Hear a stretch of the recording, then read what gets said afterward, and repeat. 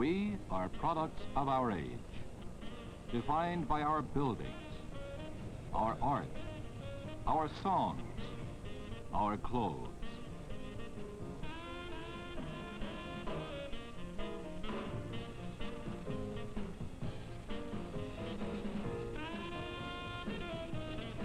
No age has been more clearly defined by its fashions than contemporary 20th century. Our dress speaks unmistakably of space and speed, of astronauts and astrodomes, of hi-fi and TV and UNIVAC, of supersonics, superhighways, and supermarkets. Our fabrics are just as unmistakably today, woven to the specifications of a going generation. This is the story of one of these fabrics, a fabric that has waited 1,000 years for the 20th century.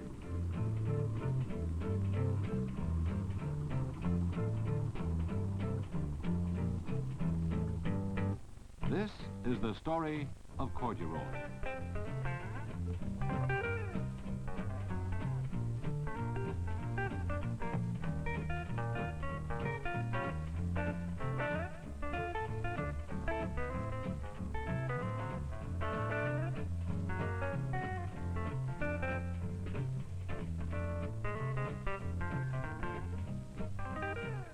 Its ancestry can be traced back to the Egyptians and a coarse pile cloth known as fustian. But the ribbed cotton fabric we know today did not appear until the 18th century. Louis XIV of France dressed his servants in it, and some enterprising Englishmen, aware of the snob appeal of a French label, called this corded pile cloth Corduroy, French for cord of the king. Still, it was considered suitable only for servants, laborers, and peasants, prized only for its ruggedness. With the 20th century, however, new technology began slowly but certainly to bring about a new way of life. Ready-made clothing began to appear in stores, and designers began to look for new fashion fabrics. In 1935, a fine narrow whale corduroy was introduced for men's +4s. +4s went out of style, but tennis idol Bill Tilden took a fancy to white corduroy tennis slacks, and corduroy moved into fashionable circles. A decade later, there was a veritable corduroy explosion. Post-war 20th century liked going and doing, and corduroy was durable enough to stand the pace. It loved wearable, casual clothes. Fashion decreed that function was beauty and prized corduroy's offhand elegance. So popular has it become in recent years that mills have had to work around the clock to meet the demands. It is so familiar to most of us that we take it for granted, never realizing what a feat of textile technology it is. It begins with a slender thread of cotton, spun of the fluffy white fiber from the seed pod of the plant. A slender thread, but strong as steel. Actually, it begins with thousands of slender threads, strung harp-like on a loom.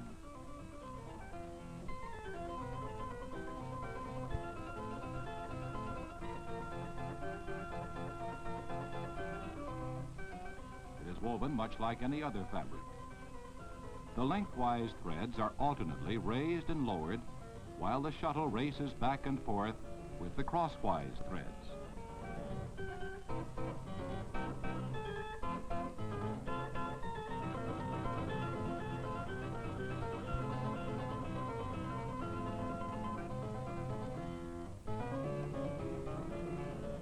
At this point, the corduroy is a rather ordinary piece of cloth without its characteristic soft, plushy pile. But the pile is there, and the trick is to raise it.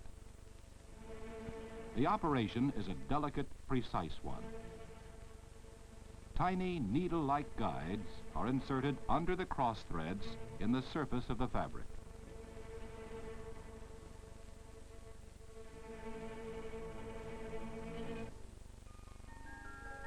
As the fabric is drawn toward them, a series of rotary cutting knives set above the guides cuts the threads.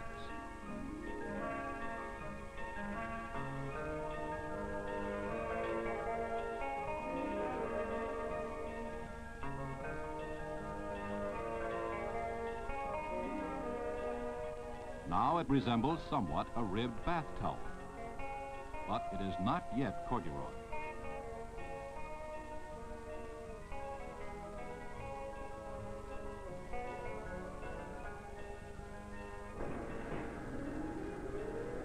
The pile must be brushed and fluffed until it is as soft as chinchilla.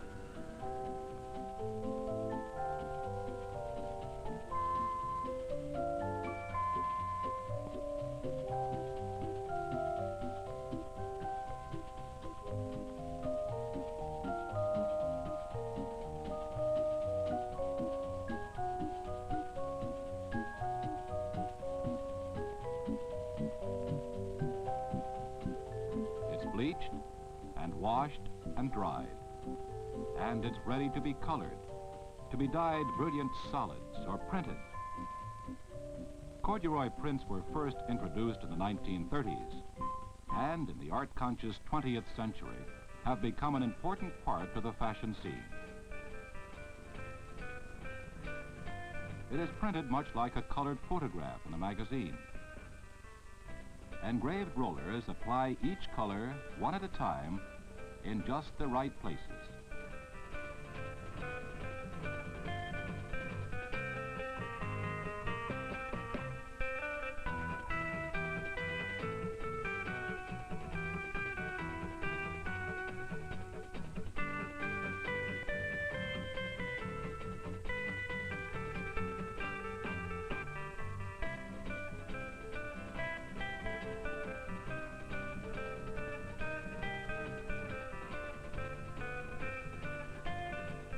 But the chemist can do still more to corduroy. In chemical baths, he adds a lustrous sheen to it. He can make it water repellent and stain resistant. He can make it hold a crease permanently, or make it resist wrinkling. He can even make it stretch, the things the 20th century demands of its fabrics.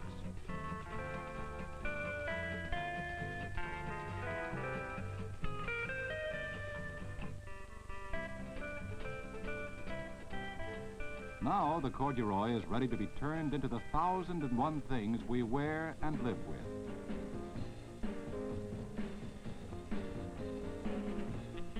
To give you some idea of the scope of the 20th century corduroy boom, Americans will buy nearly 175 million yards of it this year in suits, dresses, and coats. Nearly every type of wearing apparel.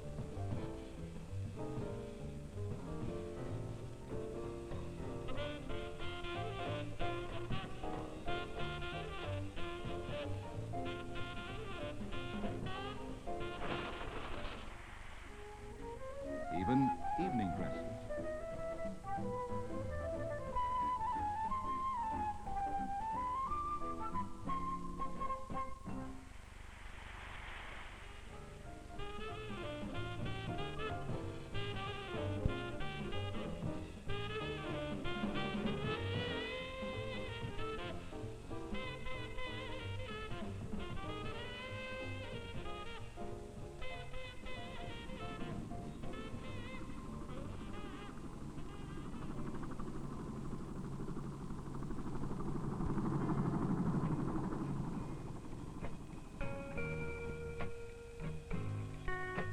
They'll clothe their children in it.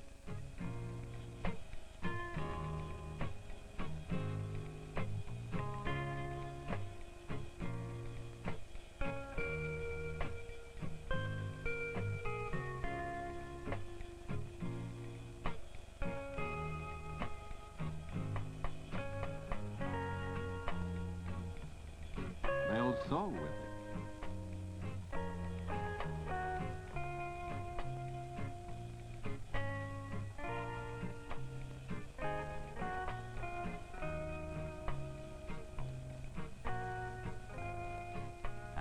will furnish their homes with it, even cover their walls with it. In fashions and furnishings, this is the age of corduroy.